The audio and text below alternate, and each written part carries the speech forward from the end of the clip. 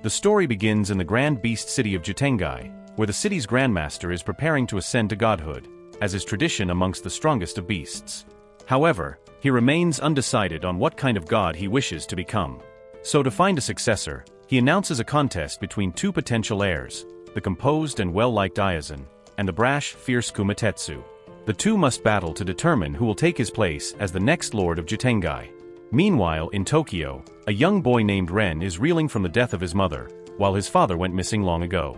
Though he has the option to live with his relatives, the boy feels unwanted, so instead, he chooses to run away and wanders the streets of Shibuya alone and surviving through petty theft. As he grows bitter and withdrawn, a strange darkness begins to follow in his wake. During his aimless wandering, Ren encounters a small, odd creature named Chico, an unlikely companion in the gray cityscape. One day while sitting alone, he is approached by the towering Kumatetsu and his monkey companion Tatara. Seeking a disciple, Kumatetsu offers to take him in, recognizing the boy as a runaway. Although startled at first, Ren chases after Kumatetsu, only to lose him in the crowded streets. Before he can search further, he is stopped by police officers who realize he's a runaway. Breaking free, the boy flees and spots Kumatetsu vanishing down an alley. He follows, and finds himself in a strange place where the streets bend impossibly and loop endlessly. Just as panic sets in, a donkey nudges him through an invisible boundary, and Ren stumbles into the vibrant hidden city of Jutengai. The city teems with beast folk and is alive with music and light. But the alleyway disappears, leaving Ren trapped. As he searches for a way out, he's caught by a pack of wolves who plan to eat him. But he's fortunately rescued by Hayakubo, a pig monk in training. Kumatetsu arrives soon after and insists that Ren is his pupil, taking him back to his ramshackle home. There, Kumatetsu asks for the boy's name, but Ren refuses to give it. So the beast names him Kyuta, and lets the boy know that if he cries or complains, he'll be thrown out. That night after Kumatetsu falls asleep, Ren explores the city and hallucinates his mother calling him in for dinner. Realizing it's only his imagination, the boy breaks down in tears. The next morning, the two share breakfast, but Ren is repulsed by Kumatetsu's raw egg-on-rice meal. Still resisting the idea of being anyone's student, Ren runs off into the marketplace, only to be caught by one of Aizen's disciples. Kumatetsu intervenes and claims Ren as his apprentice. Aizen urges caution, reminding him that humans and beasts live in separate worlds, with humans often succumbing to their inner darkness. Unconcerned, Kumatetsu challenges Aizen to a duel and the two beasts clash fiercely in front of a crowd. Kumatetsu appears to gain the upper hand, until the spectators begin cheering for Aizen, shaking his focus. Watching the fight, Ren sees how alone Kumatetsu truly is, and shouts his support, just as Kumatetsu is knocked out. And the Grandmaster halts the duel, deeming it premature. Back at home, Ren pledges to become Kumatetsu's apprentice, on the condition that Kumatetsu makes him stronger. To prove his resolve, he eats the raw egg and rice breakfast. Pleased, Kumatetsu accepts him. Training begins with Ren clumsily learning swordsmanship from the ill-tempered Kumatetsu, who turns out to be a terrible teacher.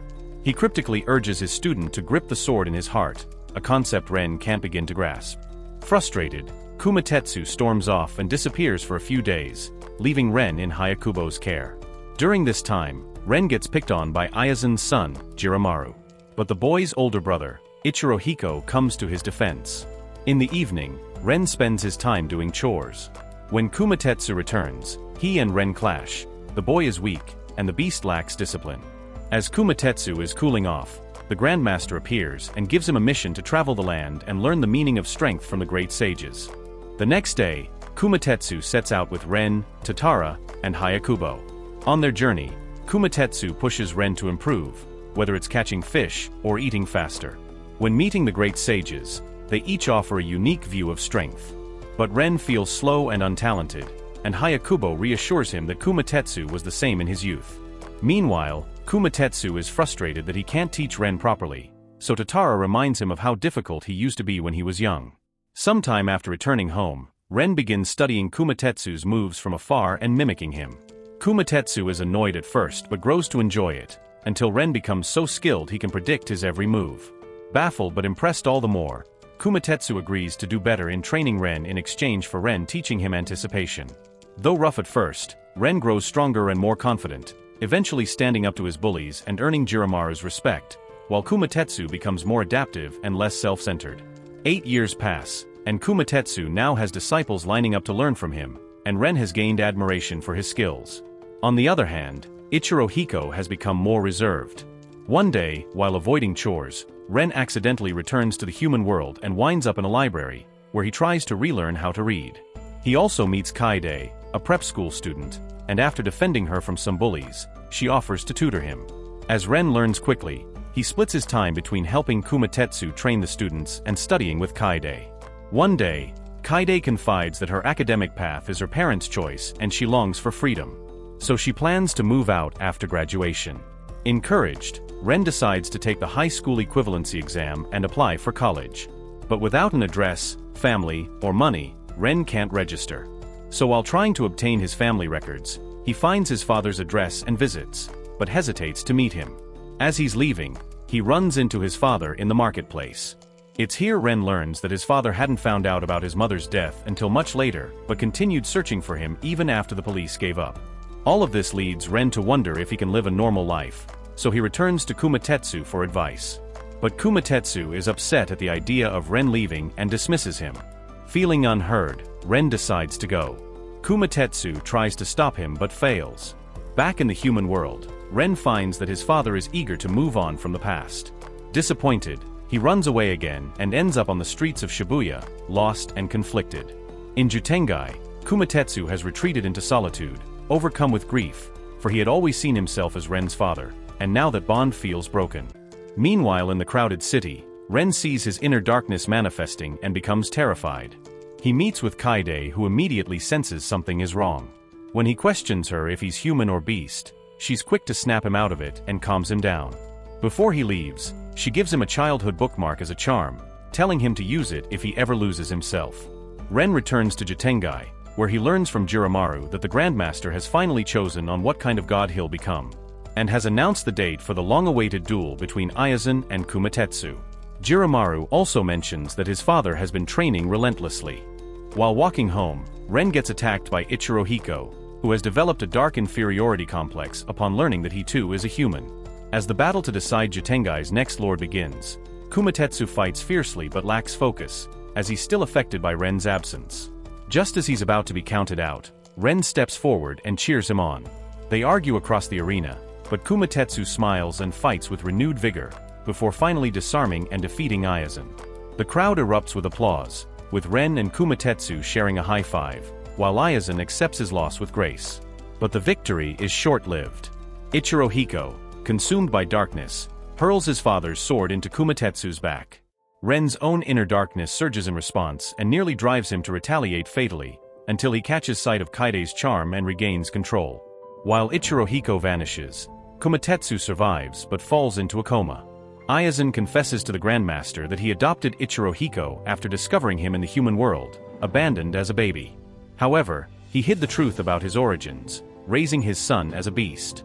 Overhearing all of this, Ren resolves to find Ichiro Hiko, but not for revenge. Although Tatara and Hayakubo try to talk him out of it, he remains determined because the only thing that kept him from succumbing to his own darkness was because of the support he received, and bids them a tearful farewell. Back in the human world, Ren meets up with Kaide to thank her for everything but is unsure whether he can save Ichiro Hiko. Suddenly, Ichiro Hiko arrives, and Ren clashes with him in the street until he and Kaide are forced to flee. Transforming into a living shadow, Ichiro Hiko continues to give chase while wreaking havoc in the city. Becoming desperate, Ren decides to do the unthinkable, absorb Ichiro Hiko's darkness into himself and destroy it by ending his own life. Meanwhile in Jutengai, Kumatetsu awakens and goes to the Lord. He's aware there is only one thing he can do to help Ren, and that is to become a god. In the human world, Ren and Kaide are finally cornered by Ichiro Hiko. As Ren draws his sword, he prepares to go through with his objective and pull the darkness into himself, until a golden blade lands between them. The people of Jutengai arrive and Hayakubo explains that Kumatetsu has become a god, taking the form of a sword housed in Ren's heart.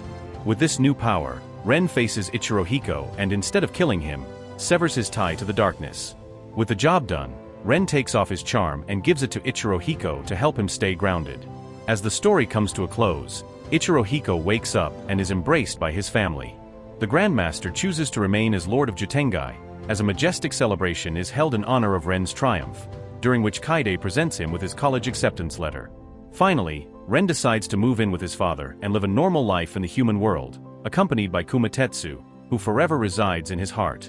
That is the end of this video. Thanks for watching. Don't forget to like and subscribe, and I'll see you next time.